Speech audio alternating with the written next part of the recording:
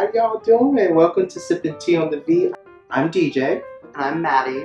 We'll be here every week giving you updated news, hot topics of everything that's going on within the fashion industry. We both love fashion. Yeah. And we just kind of wanted to create this platform where that's what we want to talk about. That's what we want to give you. And kind of give you the story before, because there's like a lot of misconceptions too on the industry and like what's going on. Right. So I feel like this is a very good venue if you really want to find out just like the truth. No like clouding or coding over it. Right. Instead of the glamour side, which is kind of what's advertised within the fashion industry, we get a lot of... That is an aspect, but it's if not, you work it, it's not glamorous. It's not glamorous at all. It's actually kind of rough. Yeah. It's all a part of the magic of the fashion industry. It takes a lot for, somebody like a Kerry Washington to walk out on a red carpet with a Dolce & Gabbana dress. So, I mean, it's a lot of work that went in from point A to point B, and we're here to give you the background. So, our first topic for today that we're going to be discussing is Donna Karan.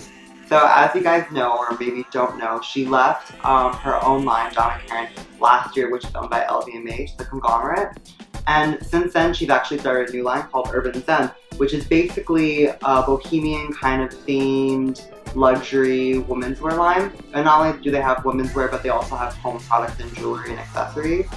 And when she left the company, she wanted to find something more kind of worthwhile. Right, philanthropy. I mean, it's the push and pull. There's two things here. You have on one end, unfortunately, shout out to Bernard Arnault, shout out to LVMH, but it's complicated. Not only say they don't care about the creative process, they care, but they want profit. So it puts a lot of pressure. Yeah, but on LVMH designers. Does have a lot more creative control than you would get at like a normal conglomerate. Yeah. She has a foundation that's called the Urban Zen Foundation. Yeah. Which supports basically the holistic medicine, wellness, empowering children, education worldwide.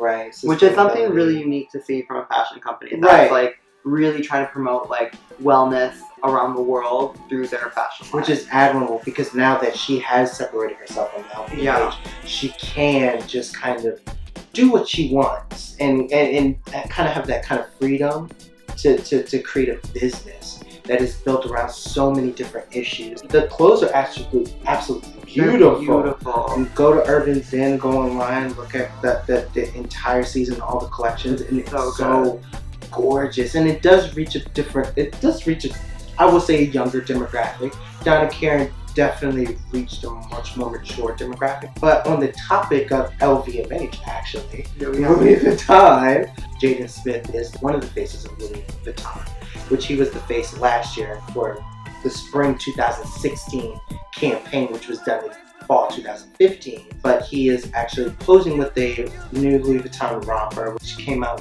for the spring line. Yeah. So I think it's actually interesting about this new gender fluidity that's going on within different brands. It's not new. I mean, I like it because, like, for me at least, being like 5'5", being so small, like, and my waist is like a 26-inch like men's waist. 27.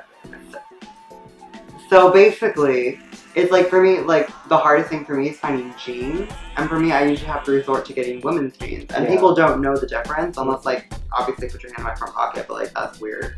But like, so like for me it's like they look the same. People don't think they're women's jeans. It's like, no, they know. So I don't know why everyone's like, there's like resistance from people about this, like about gender fluidity. I think you know what I think it is. It's an American thing. It's not. It's not a European thing. It's not a world thing, because in Asia, gender fluidity is it's very normal, especially in like Japan. Like everything is pretty much cut for both kind of body types, and everybody wears the same things. Like men wear women's things, women wear men's things, and it's not like they're like outrageous. The jeans I get are like black or blue, or like you can't even tell the difference. Right. So I think that specific issue is a very American thing, because I will say, as an American society, we have not necessarily progressed yet in our ideologies. We are going through a lot right now in America when it comes to transgender things. Shout out to North Carolina, shout out to Mississippi and other southern states. Shout out to FIT. That are going through their tumultuous time when it comes to this issue. So I think as an American society, we're not there yet.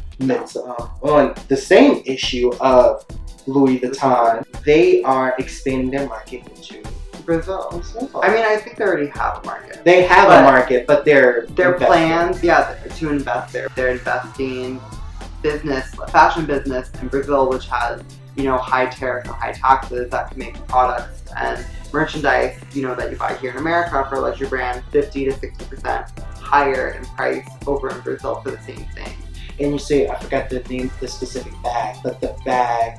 Oh, it was a Speedy 30. The Speedy 30, where there it goes for like $1,200, like $80. And then here in America, it goes for $900. The same exact bag. The fact is that, like 10 years ago, there was like no luxury market there whatsoever. I mean, there was, but it was very limited. And now it's like become bigger and more mainstream, and a lot of brands have been like opening up there. But since the recession has occurred, it's been so like it's been dangerous for a high luxury. Yeah, market. And like the Brazilian real, I remember when that hit and the Brazilian customers were like not shopping as much like last summer. But like now I think it's like what $1 US to like around 4, which is like insane. It's insane. I mean, when I was working at sales, I did service a lot of Brazilians because they were like, look, I'm shopping, I'm buying, because it's expensive. Yeah. So, I mean, for Louis Vuitton to do this and take their time to be like, look, we're going to focus on this market, we're going to grow this market, I think it's interesting. They have the money to do it. I mean, if it doesn't go well, it's okay, it's no lost bones. But hopefully it goes well and that they can grow their market share and kind of influence other luxury designers to go back into Brazil, because that is learn from Louis Vuitton. It is a good market. Brazil is a great market. A lot of those customers do come to America to buy luxury goods. That's all we have time for today. So stay tuned for next week, where we talk about a few more things. I think I'm going to talk about Britain and their possible exit out of the EU, and we're going to talk about a few more other hot juicy topics. So definitely stay tuned. Our designer of the day, Donna Karen. Shout out to Donna Karen, obviously for Urban Zen and what she's done, and our song of the day. Sorry by Beyonce. Sorry. I love that song. Yeah, I did. But I love that song. Me too. But definitely check us out on Instagram at Sippin T on the V. You can look at our different hot topics. You can look at whatever looks that we post, different fun things that we have. Or just learn about us. Just learn about us. We're just kind of unemployed. Yeah. And doing our thing. So check us out. And we'll see you next time. All right. Bye.